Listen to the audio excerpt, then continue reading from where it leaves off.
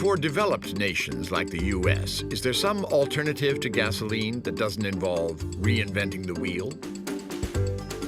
It could be ethanol, or E85. Like gasoline, it's a hydrocarbon, but government studies show it produces 25% less greenhouse emissions. In the US, ethanol is made from corn sugar. In Brazil, ethanol produced from sugarcane now provides 40% of the nation's motor fuel.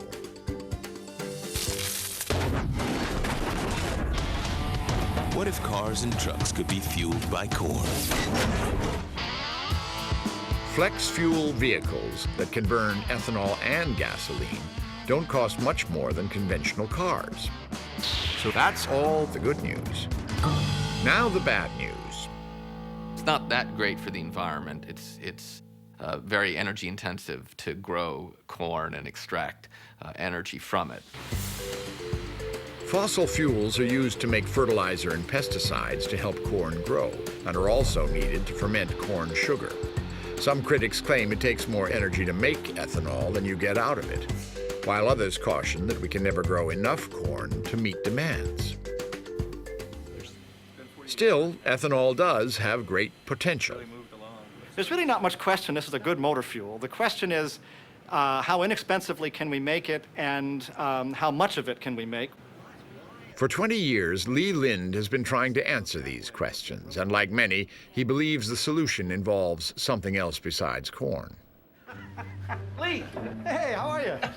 Great, how are you? Hey, did you bring the corn? Oh, of course I brought the corn. You guys are armed and dangerous. How are you, man? We're looking at making ethanol, and we're looking at making it from a different part of the plant. So the actual corn ethanol comes from the seeds. Same stuff we would eat, same stuff we'd feed to cattle. And there's a lot of the rest of the corn plant, and there's also a lot of other kinds of plants that can be grown. And what we're interested in is called cellulosic biomass, not a household word perhaps. Yet. And not yet, well, thank you. And so, But right now, what we use is the kernels. is the kernel right there. Yep. Those guys. Now, what's the difference between cellulosic biomass and the kernels? Good question. This is cellulosic biomass. The cob in here is cellulosic biomass, and the whole stalk that held this everything up. that isn't the niblets There you go. is cellulosic biomass, Exactly. the stuff that we would ordinarily throw away. Cellulosic biomass is the woody structure that props up the plant.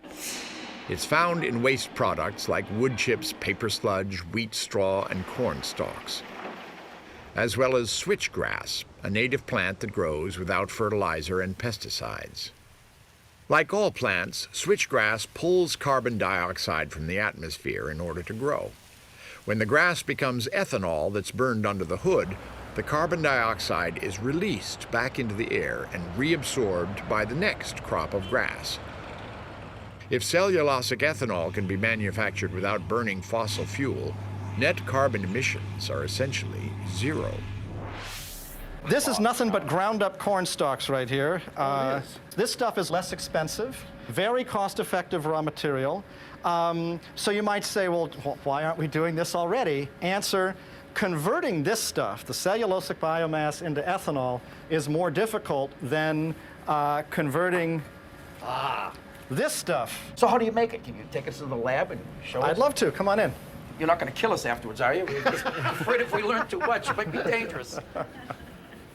So the question is, how do we do this? And it starts off with microorganisms, very small living things that you can only see with a microscope. What's the big thing? It looks like Tom's car. Yeah, that is a lump of cellulose. Oh, okay. And you'll notice that attached to it there are the same sort of black rods. Those are bacteria that are adhered to the cellulose. In fact, there's some more of them on that little particle there. They're doing a job on him. Okay. These microbes are tearing cellulose apart, releasing sugar compounds locked within. In fermentation tanks, another microbial species turns that sugar into ethanol. Lynn's goal is to combine genetic material from the two species into a single microbe that can make ethanol from cellulose in one efficient step.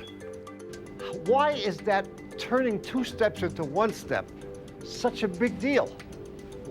I mean, what effect will it have overall on the cost of what we're doing? This would be revolutionary from an economic point of view if you could get this into one rapid, efficient step.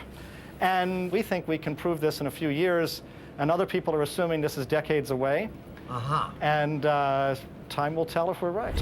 Advocates argue that we have the land to grow enough biomass to replace at least a quarter of the gas we now consume with cellulosic ethanol. They also believe it could replace gasoline altogether if cars were more efficient.